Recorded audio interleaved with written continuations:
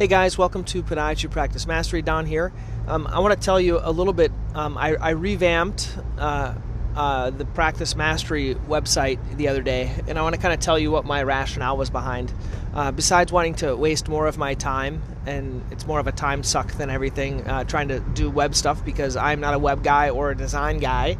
I wanted better results, and so the whole thought behind this is I like to model other websites that I think are working well, and I think that's either called if you can call it modeling, or you can call it copying or plagiarizing or being inspired. But when you see something that's working for people, I think it's good to model that. So if there's any others, for example, in the community or in the profession that are doing things that work, right? That's what we learn. When we go to conferences, we learn from one another. We get different tips, what's working for treating their plantar fasciitis.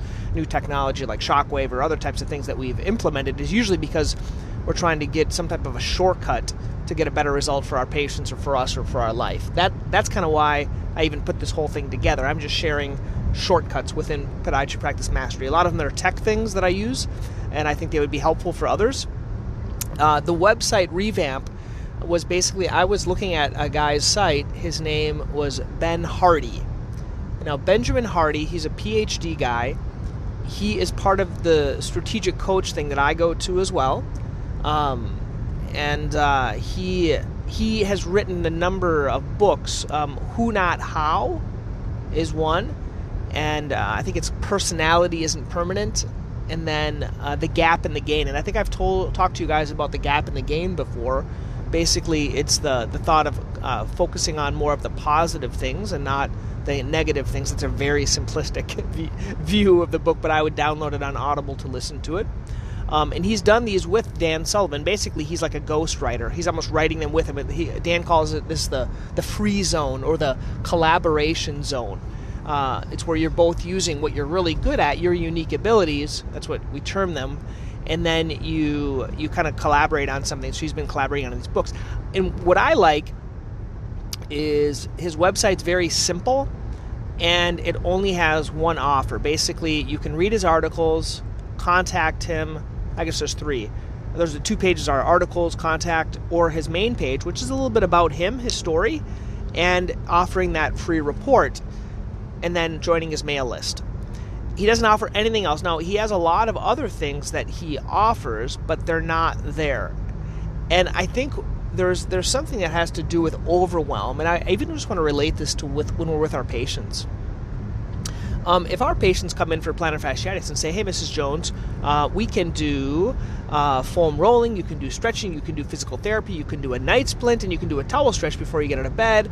And then you could also do a cortisone, or you might want to do shockwave, or you might want to do amnio, or you might want to do an orthotic or an over-the-counter insert, or a cam boot, or a velocity brace. Everyone just gets overwhelmed with those options, right? They want to be told what to do, and they needed to be guided. And that's what, as doctors, we kind of guide them, and I usually call it different phases. I'll do phase 1, which is the initial stuff, anti-inflammatories, icing, things like that. And then phase 2 is the more advanced stuff, depending on how long they've had pain or how much pain they're in. It kind of varies a little bit. If they have a lot of pain getting up in the morning, like they're limping around, I might be more inclined to a cam boot or a cortisone than if they're not in that much pain in length of time. So things like that. So the whole thought is, though, if you offer your patients everything right away, they're going to be overwhelmed. And what I appreciated and what we need to do, now we're switching kind of on our marketing hat. When we do marketing, if we have too many offers, patients don't know what to do. They get confused. And a confused person, they're not going to do anything, right? And so on my Podiatry Practice Mastery, I cleaned it up. I took the black down and made it more white. And then I basically just put a couple of options on there. So one option was to get this, I call it the cheat sheet, or cheat list, or tech list. And then the other thing is to sign up for an email. And all of that starts off everything else afterwards. And the reason, what they talk about when you're learning about marketing, is that everything needs to be a stepwise approach. Like first they have to kind of get to know who I am. Then they have to kind of like you, and then they're willing to learn more from you. So for Ben, he's got a peak checklist. So I kind of modeled it similar to his, and I made it my own. If those of you that are curious how I did it, I basically wrote a few of the tech pieces I used on Google Docs with some links, and then I recorded a video, and then I put it into Designer, and all those things you can see on my resources section on Podiatry Practice Mastery. All those tips, all those things that I use.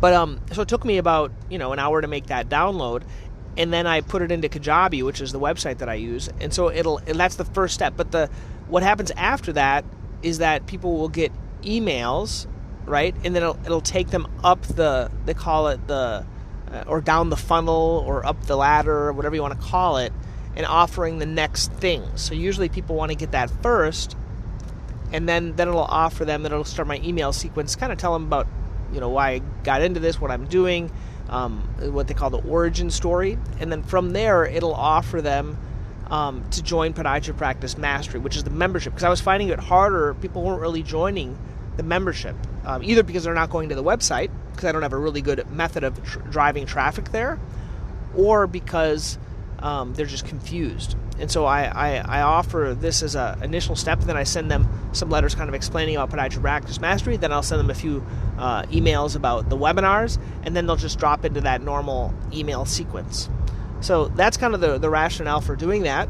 I will keep you guys updated, and you can do the similar thing in your site. I find that a lot of sites are very confusing for patients. So like, if we have too many things, there are too many calls to action, they don't know what to do, right? So you're going to offer them books, courses, make an appointment, all these other types of things, and they don't know what to do. So trying to kind of limit things and maybe just get one step at a time to get the resources you should want to get their email so you can follow up with them. That's the key. Okay. Once again, if you guys want this tech list, I call it, I think you'll enjoy this. It was a lot of fun to kind of geek out on these things, and I think you find it enjoy it. It's on Podiatry Practice Mastery, and if it's not there by the time you listen to this, it'll probably be in the resources section. Okay, guys, have a great day.